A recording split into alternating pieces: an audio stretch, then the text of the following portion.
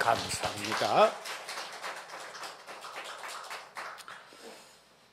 여러분의 삶이 주만 의지하는 그러한 은혜의 삶이 되어지시기를 주의 이름으로 축복합니다. 인생들은요, 아주 어려움이 오면은 대다수가 인본으로 돌아가 버립니다. 그리고는 수단과 방법을 찾습니다. 그러나 오늘 우리가 읽은 본서를 기록한 다윗은 보면은 일반 사람하고는 달랐습니다. 1절 말씀에 보면은 내 의의 하나님이여 내가 부를 때에 응답하소서 곤란 중에 나를 너그럽게 하셨사오니 내게 은혜를 베푸사 나의 기도를 들으소서. 다윗은 반대자 앞에서 요동하지 않고 기도하였다라는 사실입니다. 우리가 살아가노라면은 우리를 반대하는 자들, 원수들이 있습니다. 그들 앞에서 두려운 모습을 보이면 안 되죠. 그 강아지들, 개 있죠. 신방을 옛날에 하면은 옛날에는 거의 집집마다 개가 있었어요. 근데 들어가면은 이것이요, 어떤 집에는 가면은 목사를 개가 알아봐요. 신기하죠. 안 짖어요. 그런데 사나운 성도 집에 가면 개도 사나워가지고 목사를 보고 막 짖어요. 그러면은 한 1분 정도만 탁 째려보면은요, 오줌을 찔찔 사면서 깨깅깨깅 하면서 고개를 어디 쳐박아 버려요. 사단은 우리의 대적은 우리가 언약을 확실히 붙잡고 딱 쳐다보면은, 정면으로 쳐다보면은 사단은 꼬리를 내리게 되어져 있습니다. 우리가 두려워하고 무서워하고 근심하고 걱정하고 염려하면은요, 이거는 막 기가 살아가지고 막 기어오르려고 합니다. 그래서 절대로 사단에게는 틈 주면 안 됩니다. 다윗이 이렇게 요동하지 않고 기도할 수 있었던 것은 자신이 기도하면은 응답을 받는다는 응답의 확신이 그에게 있었습니다. 그런가 하면은 자기는 구원받은 하나님의 백성이라는 구원의 확신이 다윗에게 있었기 때문에 그렇습니다. 2절과 5절을 통해서 보면 다윗은 원수에게 회개하라고 말하고 있습니다. 이 4편은 3편 지난주 말씀과 동일하게 지금 아들의 반란으로 인하여 도망가 있는 현장에서 기도하면서 쓴 시편입니다. 그래서 이 3절을 보면은 반란자들에게 헛된 수고다, 너희들이 일으킨 그 반란은 헛된 수고다, 그렇게 말합니다. 그러면서 말하기를 하나님은 너희 편이 아니고 내 편이다 라고 말입니다. 세상에 우리의 대적들, 특히 악한 영들, 그거요 아무것도 아닙니다. 왜? 하나님은 나의 편이기 때문에. 십자가에서 그 사망 권세를 깨뜨리신, 사단의 머리를 박살내신 그 예수 그리스도가 바로 내 편이기 때문에. 그래서 저와 여러분들은 그들을 향하여서 담대하게 복음을 외쳐야 한다는 사실입니다. 그리고 그들을, 원수들을 향하여서 다윗은 또 말합니다. 4절과 5절에서 잠잠하고 의의 제사를 드려라, 여호와를 의뢰해라. 사람을 의뢰하지 말고 의지하지 말고 여호와를 의뢰하라, 그렇게 말하고 있음을 봅니다. 우리는 여기에서 생각할 내용들이 있습니다. 예배와 기도, 이것을 우리는 굳게 붙잡아야 합니다. 예배와 기도, 이거는요 그냥 아닙니다. 영적 전쟁입니다. 저와 여러분이 오늘 교회에 와서 예배드리고 또 여러분의 현장에서 비대면으로 이 시간 하나님 앞에 영상을 통하여 예배드리는 여러분, 그거는 전쟁입니다. 전쟁이기 때문에 우리는 마음과 정성과 뜻을 다 해야 된다는 것입니다. 우리의 기도가 그냥 우리의 소원을 아버지 앞에 아뢰고 응답받는 도구가 아니라 기도는 전쟁입니다. 오늘 이 시대는요, 내 믿음과 내 신앙을 지키기에 참 힘드는 시대가 되어졌습니다. 앞으로 어떻게 보면은 더 우리의 믿음을 지키기가 진짜 어려운 시기가 도래할는지도 모릅니다. 많은 사람들은 경제가 어려워지고 뜻대로 안 되면은 사람은 강팍하여집니다. 그리고 사나워집니다. 돈이 좀 딸리고요, 내 뜻대로 안 되고 써야 되는데 없고 하면은 이상하게 짜증나고 신경질 나고 사람이 사나워집니다. 그래서 세상은 이처럼 죽이고 살리고 하는 일들이 일어나고 있습니다. 다윗처럼 우리는 전적으로 하나님 앞에 서야 할 것입니다. 그렇기 때문에 예배와 기도만 성공한다면 모든 건 성공이다라는 것을 우리는 붙잡아야 됩니다. 주로 사람들이 왜 시험에 드는지 압니까? 예배에 자꾸 빠지면 스스로 시험에 빠져듭니다. 그리고 믿음은 약하여지게 되어져 있습니다. 그래서 삶이 성공되지 못한다라는 것입니다. 그래서 사람들이 또 말하기를 이 예배, 기도, 믿음, 이걸 자꾸 자기 기준으로 판단해 버립니다. 나 이만하면 되지 않았나라고 말입니다. 난 그래도 주일 예배 드리고 있는데, 나 그래도 새벽 예배 하는데, 수요 예배, 금요 예배 나 하는데, 그게 다 내 기준이라는 겁니다. 내가 지금 1시간이라도 아버지 앞에 예배 드릴 때에 온전한 예배인가를 우리는 판단해야 합니다. 온전한 예배라면 일평생 한 번 들어도 성공할 겁니다. 그러나 헛된 예배를 365일 드린다 할지라도 그거는 실패가 될 겁니다.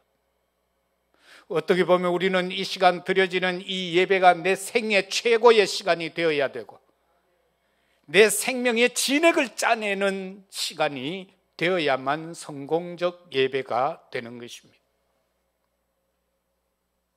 그래서 복음을 누리는 자들, 특히 다윗 같은 경우는요, 말씀의 흐름을 잘 탔습니다.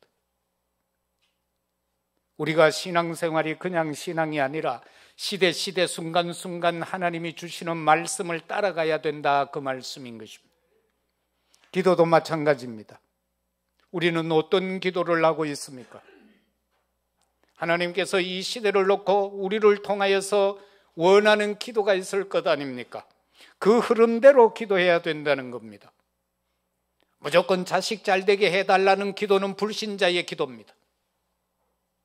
그 자식이 어떻게 하나님의 뜻 가운데 살아가게 할 것인가, 그 기도가 중요하다라는 것입니다. 우리는 부자 되게 해달라고 기도한다면 그거는 팔공산 돌부처 앞에 가서 기도하는 거하고 다를 바가 없습니다. 왜 부자가 되어야 합니까? 그 이유가 있는 기도의 흐름이 되어야 된다는 겁니다. 바울의 전도 사역을 놓고 볼 때에도 그는 순간순간 하나님이 인도받기 위하여서 선교 처음 시작할 때에도 5명 그 멤버들과 함께 더불어 금식하며 기도했다라고 했습니다. 마게도냐라는 현장을 놓고 복음을 전할 때 아시아에 가고자 했지만 하나님께서 그의 길을 막으셨고, 그리고는 주의 사자를 통하여 또 사람들을 통하여 마게도냐로 와 달라라는 그 사실을 보게 되어졌고, 데살로니가에서 한창 성공적 사역이 되어질 때 그는 거기에서 안주하지 아니하고 내가 로마도 보아야 하리라, 예루살렘에서 증거한 것처럼 로마에서도 증거해야 한다, 내가 가이사 앞에 서야 된다, 그 언약의 흐름을 따라가는 것을 볼 수가 있습니다. 그래서 우리도 이 말씀의 흐름, 기도의 흐름, 전도의 흐름을 따라가는 자가 승리자가 될 수 있다는 것입니다. 오늘 주께서 내 마음에 두신 기쁨이라는 이 말씀을 가지고 몇 가지를 기도의 제목으로 삼고자 합니다. 본론적으로 먼저 생각할 것은 여러분은 가치를 아는 자가 되라. 나의 가치를 아는 자가 되라. 여러분의 가치가 얼마쯤 된다고 생각하십니까? 한 100억, 1000억, 조 단위? 여러분의 가치가 얼마일 것 같습니까? 대다수의 사람들은요, 사람들이 아니라 기독교인이 자기 가치를 몰라요. 우리의 가치는요, 측량할 수 없는 값어치입니다. 왜냐고요? 하나님이 친히 우리를 죄악 가운데서 지옥 가는 백성을 건져내어서 당신의 형상과 그 신분과 권세를 회복시켜 주기 위해서 이 땅에 오셔서 십자가를 지고 죽기까지 하면서 건져낸 존재가 바로 나라는 것입니다. 그래서 그것이 나의 가치다라는 것입니다. 그래서 우리는 얼마든지 자만심을 가져도 돼요. 자존심 가져도 돼요. 나는 하나님의 자녀다. 나는 구원받은 백성이다. 내 존재 가치는 측량할 수 없다. 하나님이 생명을 주셔서 건져놓은 내 자신이 아닌가 말이에요. 그러면은 우리가 어떻게 살아야 할 것인가는 알 수 있잖아요. 거름뱅이는요, 거름뱅이의 모습으로 살아갑니다. 노숙자는 노숙자의 형태대로 살아갑니다. 그러나 왕은 왕의 모습으로 살아갑니다. 시종들을 거닐고 어마어마한 행렬을 하면서 살아갑니다. 우리는 하나님의 자녀입니다. 저와 여러분 배후에는 어마어마한 천군 천사가 동원되어져서 항상 우리를 수종들고 있다는 이 어마어마한 신분 권세, 이 자체를 놓치지 마시기를 바랍니다.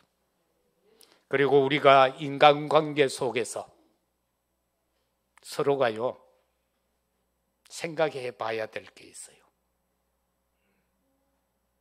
여러분은 누군가의 뒷모습을 정확하게 본 적이 있습니까? 사랑하는 자녀들이요, 여러분은 여러분의 어머니, 여러분의 아버지의 뒷모습을 정확하게 보셨나요? 자식을 위하여 일평생 헌신하면서 죽어라 제대로 먹지 못하고 제대로 입지 못하고 그 자식을 잘되게 하고자 평생을 일한 나의 아버지의 뒷모습, 한쪽 어깨가 한쪽으로 솔려 있을 만큼 일했던 그 모습을, 여러분의 그 어머니의 그 모습을, 뒷모습을 정확하게 보셨나요? 그러면은 원망하고 불평거리가 없을 겁니다. 그 모습이 바로 보여지면은 감사밖에 없다라는 것입니다. 부부지간에도 마찬가지일 것입니다. 뒷모습을 정확하게 보라.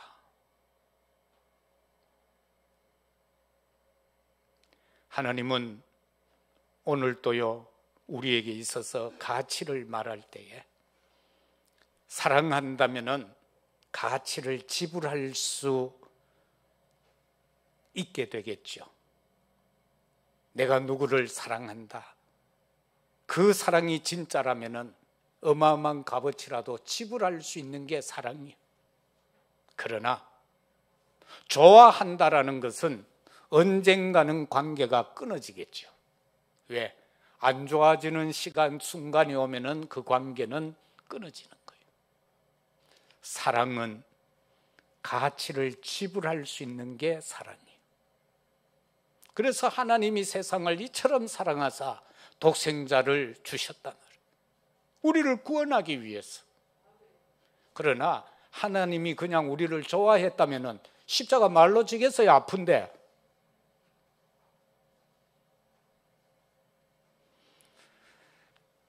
우리에게는 언약의 백성이 누릴 새 절기의 기쁨이 주어져 있습니다. 하나님은 보좌의 축복으로 오늘도 우리에게 임하기를 원하십니다. 성삼위 하나님의 능력 가운데서 오력으로 오늘도 우리에게 역사하기를 원하십니다. 그런가 하면은 오늘도 성삼위 하나님께서는 시공간을 초월하여 역사하기를 원하십니다. 이 시간도 군문에 가 있는 자녀들에게 하나님께서는 역사하기를 원하십니다. 직장으로 먼 곳에 가 있고 학업으로 먼 곳에 가 있고 또 국내외로 흩어져 있는 우리의 가족들에게 하나님은 오늘 이 시간 예배 시간에도 그곳에 역사하고자 원하십니다. 그것이 바로 시공간 초월의 역사인 것입니다. 보좌의 주인 되신 성삼위 하나님께서 능력으로 오는 그 능력으로 오는 기쁨, 그것을 오늘 회복하는 여러분이 되시기를 주의 이름으로 축복합니다. 그 첫 번째가 바로 우리에게 구원의 기쁨으로 임하신 유월절인 것입니다. 저와 여러분들에게는 이 구원의 기쁨, 이것만 있으면 됩니다. 다른 것으로 기뻐하는 것이 아니라 우리가 첫째로 기뻐해야 될 것은 내가 구원받았다라는 기쁨인 것입니다. 이것이 바로 유월절인 것입니다. 저와 여러분은 구원받았습니다. 그렇기 때문에 우리는 영적 싸움해야 하는 것입니다. 출애굽, 출바벨론, 출로마는 역사적으로 어떤 인간적인 힘으로 싸워서 쟁취한 것이 아닙니다. 영적 싸움이었다라는 사실인 것입니다. 그 다음에 오순절을 통하여서 저와 여러분들에게 주시는 하나님이 주시는 기쁨은 채움의 기쁨입니다. 시편 81편 10절에서 나는 너를 애굽 땅에서 인도하여 낸 여호와 네 하나님이다. 네 입을 크게 열어라. 내가 채우리라.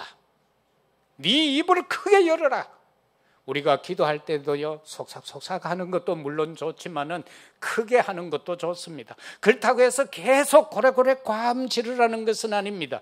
왜냐하면은 여러 가지가 있겠죠. 부르짖어야 할 때도 있습니다. 말로 소리로 막 기도하면은요, 그게 내 뇌에 각인은 잘 돼요. 그럴 때는 그렇게 하면 돼요. 그러나 365일 계속해서 그렇게 하면은 기가 다 빠져버려요. 때로는 어떤요, 조용한 기도도 있어야겠죠. 그래서 하나님께서는 항상 이 오순절을 통하여서 채움의 기쁨을 주십니다. 그래서 성령 충만이라는 말을 하잖아요. 주께서 성령 충만 받으라고 한 것은 바로 너에게 채움의 기쁨이 있게 하라라는 사실인 것입니다. 성령의 열매에 대한 것은 뒤편에 가서 말씀드리겠습니다. 그 다음에 세 번째 절기가 수장절 아닙니까? 이 수장절이라는 것은 천국 배경의 기쁨인 것입니다. 7절에서 그렇게 말씀하고 있죠. 주께서 내 마음에 두신 기쁨은 그들의 곡식과 새 포도주와 풍성한 때보다 더 낫다라고 말입니다. 이것의 배경이 뭔지 압니까? 도망가 있는데 이제 추수절기가 되어졌어요. 그러니까 저 성중에 있는 아들놈은 반란을 일으켰는데 그 속에는 지금 풍성한 것들을 열매를 거두어 드렸어요. 추수를 했으니까. 그러나 지금 광야에 도망다니고 있는 그들에게는 그 열매가 없는 거예요.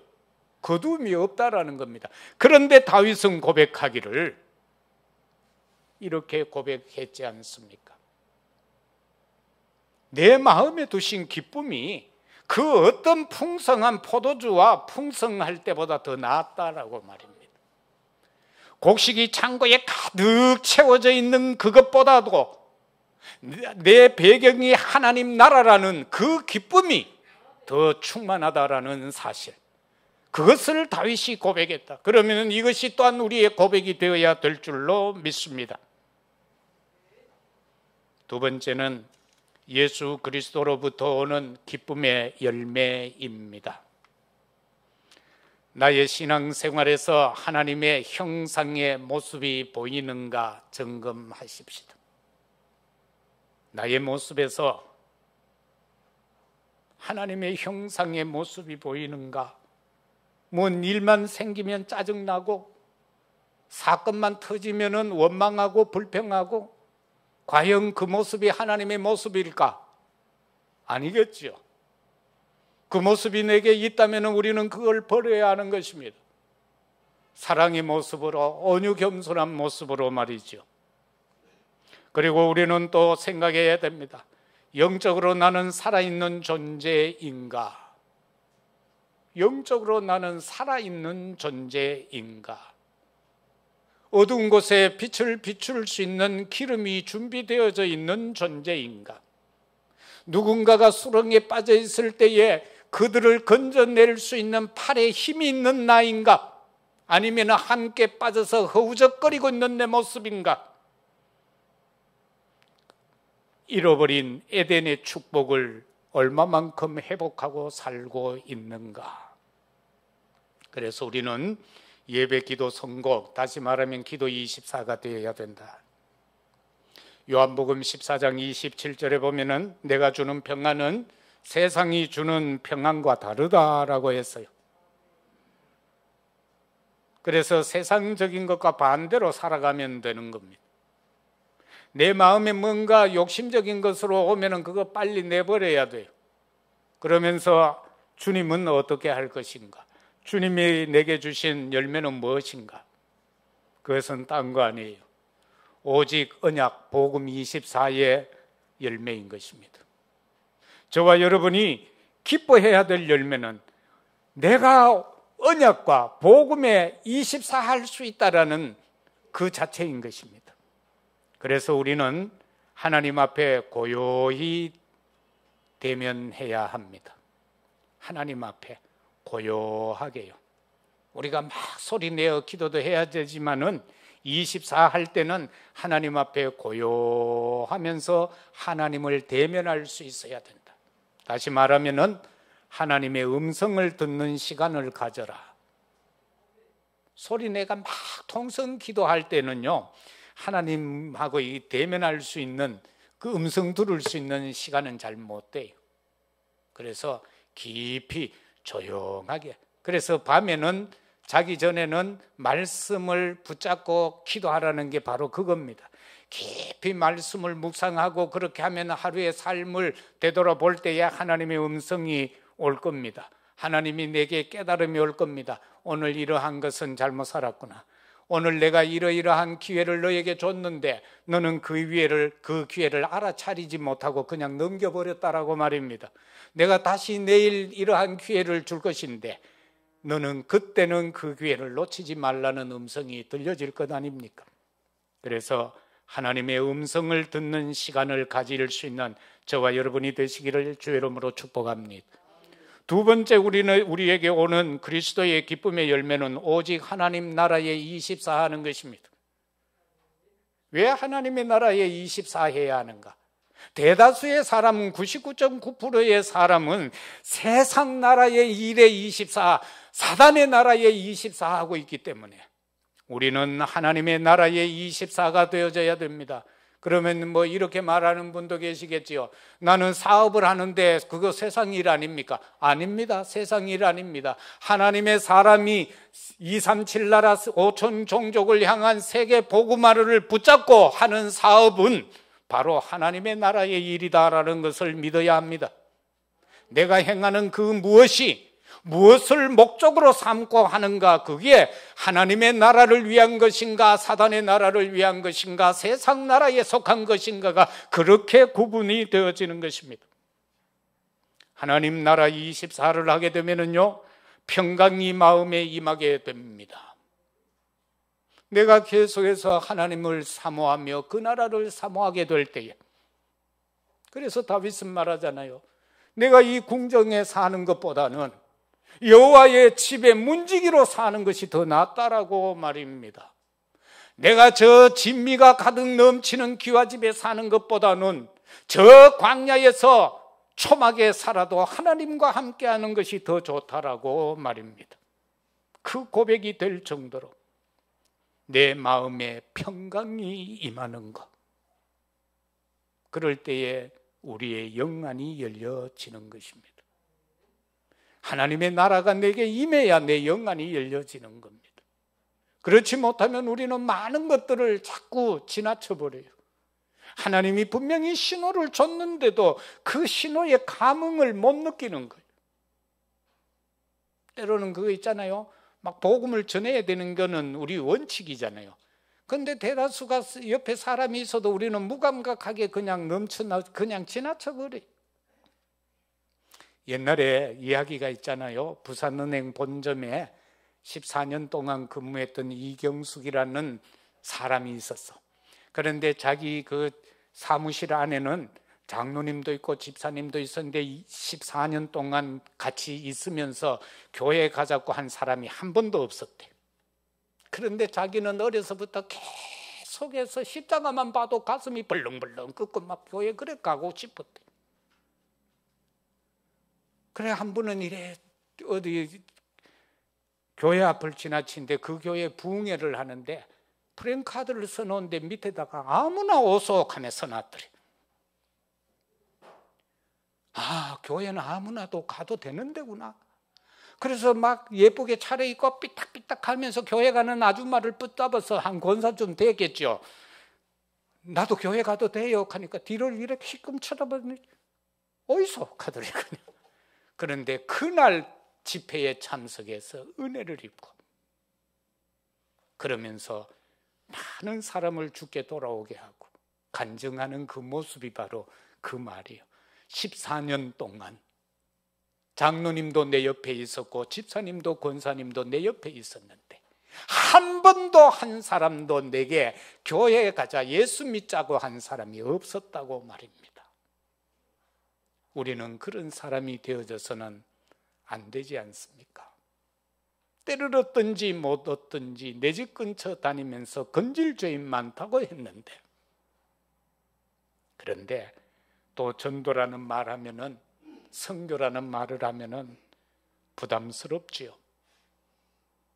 그런데 중요한 것은 그거 하고자 하는 마음이 아니라 내가 예배 성공을 하고 내가 기도 성공을 하고 내가 힘을 얻어야 된다라는 사실입니다. 내게 힘이 있어야 살리지요. 내게 힘이 없는데, 내게 가진 것이 없는데 무엇을 줄 수 있습니까? 그래서 오직 하나님 나라 24, 그 다음에 그리스도로부터 오는 기쁨의 열매가 있어요. 그것은 오직 성령으로 24 하는 것입니다. 내 입장이 아니고 내 뜻이 아니고 내 주장이 아니라 성령 인도 받는 것, 그게 되어져야 된다라는 사실인 것입니다. 세 번째는요, 저주 재앙에 덮인 237 나라에 그리스도의 구원의 기쁨을 전하라. 올 한 해 동안 우리 전체 메시지에서는 중직자는 70 현장을 살려라, 그럼 모든 거 끝난다 그랬죠. 부교육자는 70인 제자 세워라, 렘넌트는 70나라를 두고 기도하라고 그랬어요. 70나라. 이렇게 되기 위해서 우리는 개인 응답을 받아야 되고 교회 응답 받아야 되고 업의 응답을 받아야 된다. 그러면은 이러한 것을 놓고 한번 생각해야 될 게 있습니다. 내 삶에 있어서 무게추는 어느 쪽으로 기울어져 있는가? 저울이 있죠. 저울이 이래서 무거운 쪽으로 기울여지죠. 내 인생 삶의 저울추는 어느 쪽에 기울여져 있는가? 어디에 기울여져 있는 것 같아요? 어디로요? 인본입니까? 신본입니까? 세상입니까? 하나님입니까? 어느 곳에 내 중심의 추가 기울여져 있습니까? 그래서 그 무게 중심을 하나님 편으로 돌리시기를 바랍니다. 내 중심이 아니라 하나님 중심으로, 내 삶 중심이 아니라 교회 중심으로, 세상 중심이 아니라 영적 중심으로 이 추를 돌려야 된다. 무게 중심을. 그러면은 하나님은 그곳에 역사하시게 될 것입니다. 누가복음 2장 10절에 보면은 천사가 이르되 무서워하지 마라. 보라, 내가 온 백성에게 미칠 큰 기쁨의 좋은 소식을 너희에게 전한다. 예수님이 이 땅에 오실 때에 천사들이 들판에서 양을 치고 있는 자들에게 말한 내용이죠. 온 백성에게 미칠 큰 기쁨의 주체가 누굽니까? 예수 그리스도예요. 그 좋은 소식이 뭐예요? 예수 그리스도예요. 그걸 전하기 위해서 내가 오늘 왔다라는 거예요. 누가복음 2장 14절에서는 지극히 높은 곳에서는 하나님께 영광이요, 땅에서는 하나님이 기뻐하시는 사람들 중에 평화로다. 하나님이 기뻐하는 사람이 누구예요? 바로 여러분이에요.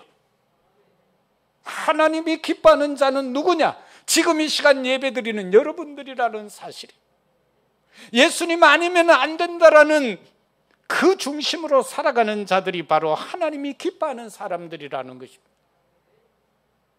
오직 주만 바라보고 오직 하나님의 뜻대로 살겠다라고 다짐하고 결심하며 행동하는 그들을 하나님이 기뻐하는 사람들이다.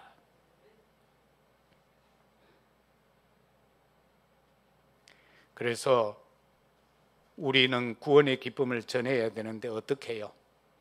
마태복음 28장 16절에서 20절에 보면 하늘과 땅의 권세 가진 예수님 자신을 말하면서 우리에게 세상에 가서 모든 족속으로 제자를 삼으라고 하지요. 함께 하겠다라고 하면서 말이요, 제자 삼는 자에게 세상 끝날까지 항상 함께 하겠다라고 약속해 주셨어요.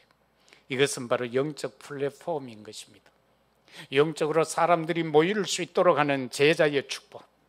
마가복음 16장 15절에서 20절에 보면 237 나라의 치유의 사명인 것입니다.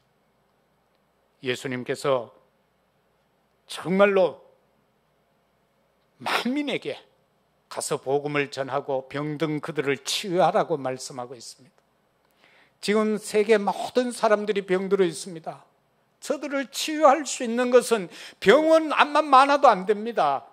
지금 의사 중에 몇십 프로는 생계가 잘 안 된다고 그래요. 하도 병원이 많아가지고. 내 아는 어떤 목사님 보고요, 그런 이야기를 했어요. 야, 의사 딸도 있고 의사 아들도 있는데 목사님들끼리 모여가 한턱 내라 그랬어요. 그러니까 밥 먹기 힘든데요. 밥 먹기 힘든데요.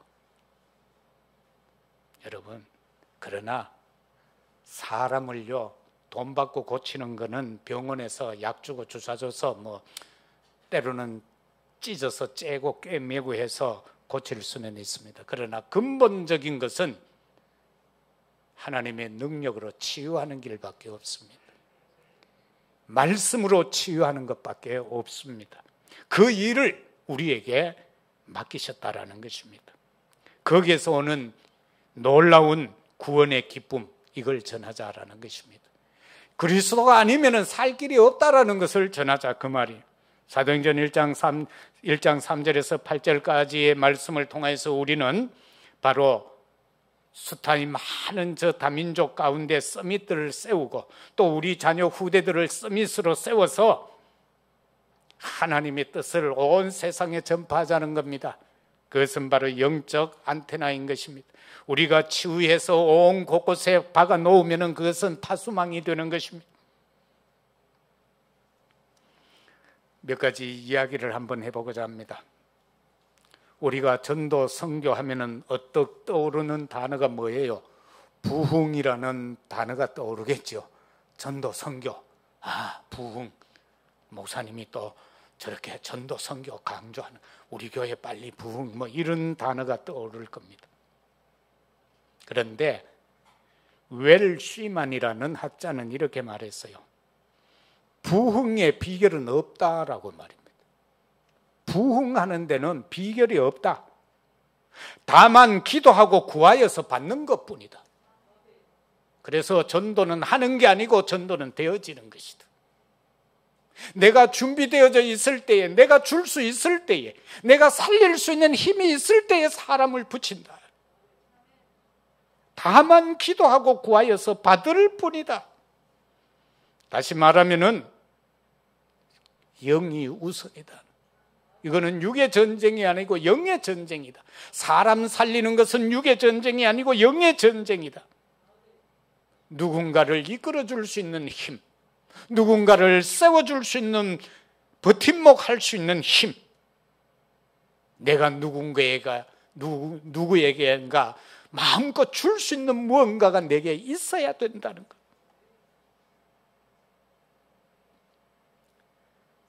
그런가 하면은 독일에 바벤하우젠이라는 동네가 있는데 거기에는 수녀원이 하나 있다고 그래요. 수도원.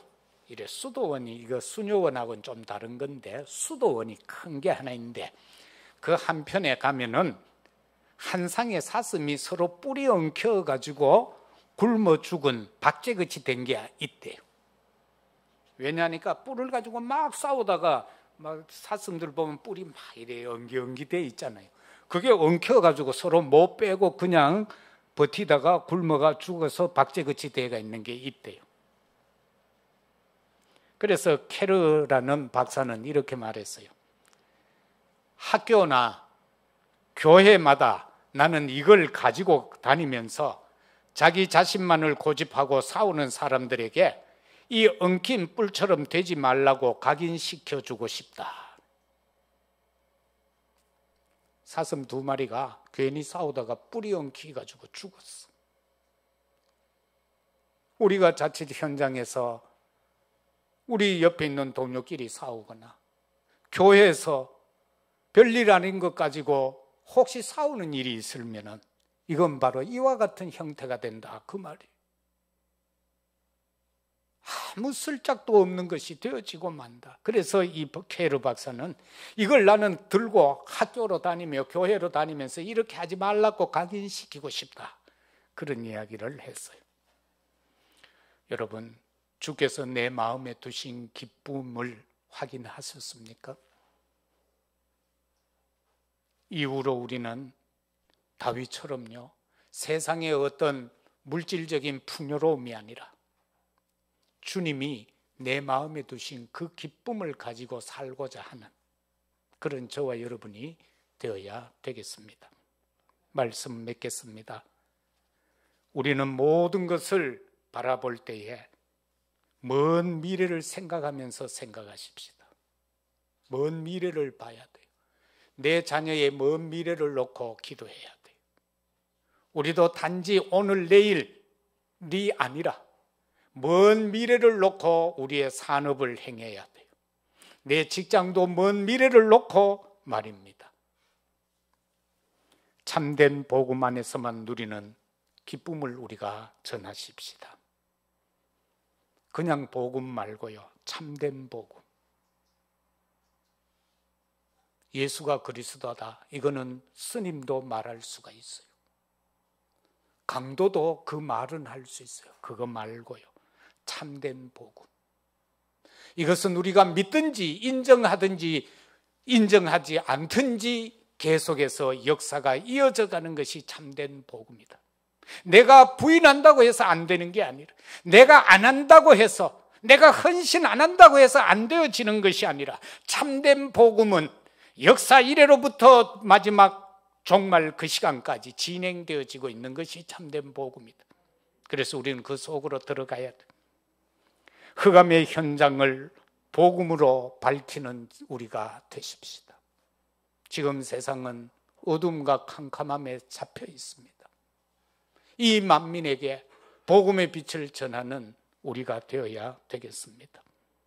절망의 세상에 그리스도의 소망을, 그 소망의 빛을 비출 수 있는 우리 대구 선교교회 모든 성도들이 다 되시고요, 이 한 주간도 주께서 내 마음에 두신 그 기쁨으로 승리해가는 우리 모두가 되시기를 예수 그리스도 이름으로 축복합니다.